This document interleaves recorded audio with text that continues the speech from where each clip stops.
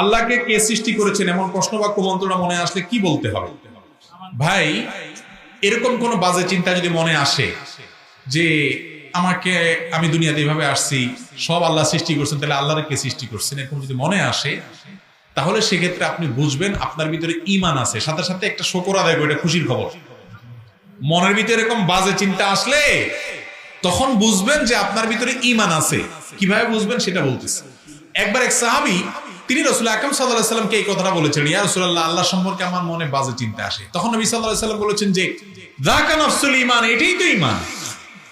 ভাই, যে ঘরে সম্পদ আছে সেখানে চোর যায়, যে ঘরে সম্পদ আছে সেখানে, যেটা নাস্তিক ওটার মনে এগুলো আসে না, যেটা বেঈমান ওটার মনে এগুলা।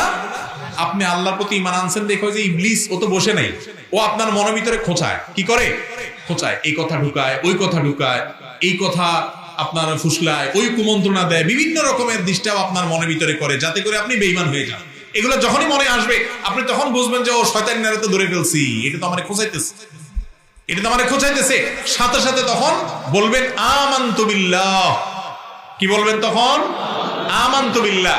আর বাম দিক দিয়ে 3 বার থুতু ফেলবেন। মানুষ দেখে ফেলায় না, থুতু ফেলানো মানে আবার এক গালবর্তি থুতু না, একবারে শুইর আগে যেরকম থুতু 3 বার ফেলে আমানতু বিল্লাহ পড়বেন।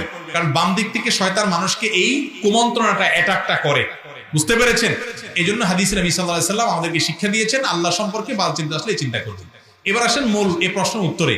আল্লাহকে কে সৃষ্টি করেছেন, এই প্রশ্ন যে করতেছে তার এই প্রশ্নটার গোড়ায় ভুল। কেমনে গোড়ায় ভুল আমি বলি। আল্লাহ কি সৃষ্টি না স্রষ্টা? সৃষ্টি যে তাকে না কে সৃষ্টি করছে এই প্রশ্ন করা যায়। যে নিজেই স্রষ্টা, তার সম্পর্কে তাকে কে সৃষ্টি করেছে এটা যদি প্রশ্ন করেন, তাহলে তিনি স্রষ্টা হলেন কই? তিনি তো সৃষ্টি হয়ে গেলেন। ঠিক না ভাই? ঠিক।